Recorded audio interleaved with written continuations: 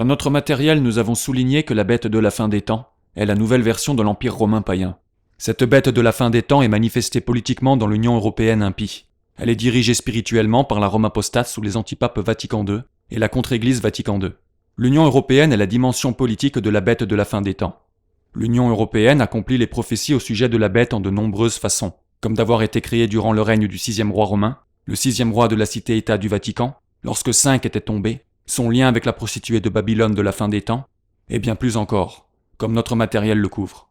En effet, la description de Saint Jean de la femme sur la bête correspond précisément à la description de la femme Europa dans la mythologie grecque, un symbole officiel utilisé par l'Union européenne. Ceci car sa prophétie traite de ce qui se passe en Europe politiquement et spirituellement à la fin des jours. Nous avons couvert cela en détail dans nos vidéos, et le 8 février 2017, nous avons été interrogés au cours d'une émission radio nationale, l'émission radio nocturne la plus importante d'Amérique du Nord. Durant cet entretien, nous avons déclaré que l'Union européenne est la bête de la fin des temps prophétisée. La capitale, de facto, de l'Union européenne, le centre de son autorité politique, est localisée à Bruxelles, en Belgique. Il est intéressant que le jour suivant l'entretien, le 9 février 2017, Bruxelles a été frappée d'une rupture de courant majeure qui, selon les médias, à travers le monde, a plongé la ville dans les ténèbres.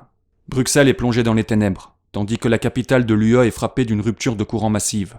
Bruxelles, panne d'électricité, coup de panique dans la capitale de l'UE après qu'une coupure de courant laisse la ville dans les ténèbres. Panne d'électricité à Bruxelles, plongée dans les ténèbres. Bruxelles plongée dans les ténèbres. Alerte de sécurité à Bruxelles, après qu'une panne d'électricité massive plonge tout le centre de la capitale de l'UE dans les ténèbres. À présent, voici ce que nous lisons dans Apocalypse 16:10. Citation. « Le 5e ange répandit sa coupe sur le trône de la bête, et son royaume fut plongé dans les ténèbres. » Fin de citation.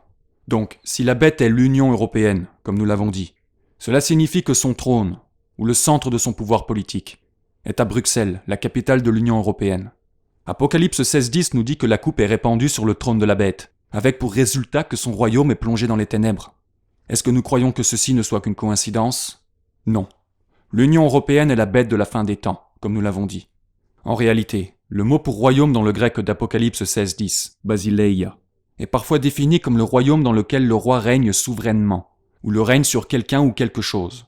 Donc, le trône de la bête étant frappé, et son basileia étant plongé dans les ténèbres, peut se référer au royaume, où la bête règne, étant plongé dans les ténèbres.